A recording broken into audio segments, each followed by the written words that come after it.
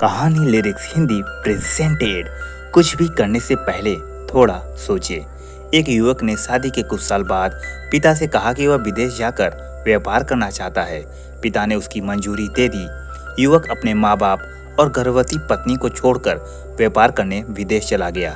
उसने विदेश में कड़ी मेहनत की और धन कमाया और बहुत अमीर सेठ बन गया। लगभग 15 साल धन कमाने में बीत गए तो उसे वापस घर लौटने की इच्छा हुई। पत्नी को पत्र लिखकर उसने आने की सूचना दी और जहाज में बैठ गया। वह सेठ कुछ दिनों बाद अपने नगर पहुंचा। नगर के एक चौराहे पर ही उसने देखा कि एक व्यक्ति एक बोर्ड के साथ खड़ा था। उस बोर्ड पर उसने लिख रखा था, बेशकीमती ज्ञान के सूत्र। सेठ ने उस व्यक्ति के पास जाकर पता किया तो उसने बताया कि मैं बेशकीमती ज्ञान के सूत्र बेच रहा हूँ। तो सेठ बोला, ठीक है, एक सूत्र मुझे भी दे दो। वह आदमी बोला, मेरे हर ज्ञान सूत्र की कीमत 100 स्वर्ण मुद्राएं हैं। सेठ को यह सौदा महंगा तो लगा, लेकिन उसने एक ज्ञान का सूत्र खरीद लिया। उस व्यक्ति ने सेठ को ज्ञान का सूत्र दिया, कोई भी कार्य करने से पहले 2 मिनट रुककर सोच लेना। सेठ ने वह सूत्र अपनी डायरी में लिख लिया। सेठ को अपने घर पहुंचते पहुंचते रात हो गई। सेठ ने सोचा, इतने सालों बाद लौट रहा हूँ तो क्यों ना सीधे पत्नी के पास पहुंचकर उसे सरप्राइज दूं।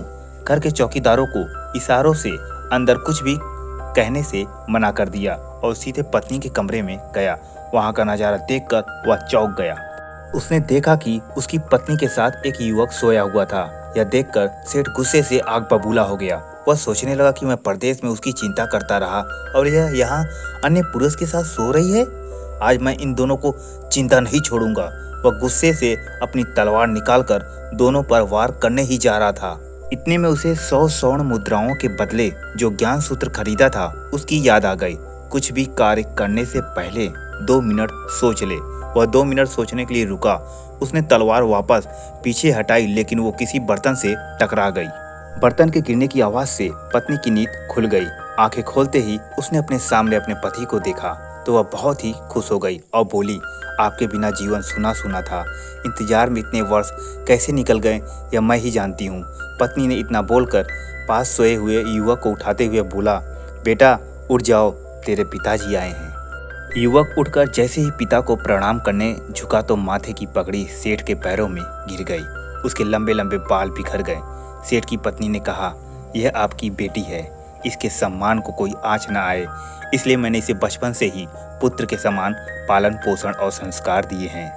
यह सुनकर सेठ की आंखों से आंसू की धारा बह निकली। उसने अपने पत्नी और बेटी को गले लगा लिया और सोचने लगा, यदि आज मैंने उस ज्ञान के सूत्र पर अमल नहीं किया होता तो आवेश में आकर कितना अनर्थ हो जाता। मेरे हाथों से मेरा ही निर्दोष परिवार खत्म हो जाता। शिक्षा।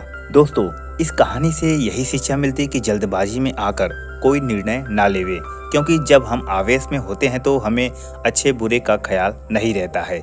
इसलिए गुस्सा होने की स्थिति में कोई भी निर्णय ना ले। कुछ देर रुके और दिमाग ठंडा होने दे और फिर सोचे कि क्या यह सही है, क्या गलत है। तो दोस्तों, कैसी लगी आपको यह स्टोरी मुझे कमेंट बॉक्स में जरूर बताएं और ऐसी ही अच्छी स्टोरी सुनने के लिए मेरे चैनल कहानी लिरिक्स हिंदी को लाइक और सब्सक्राइब जरूर करें। जय श्री राम।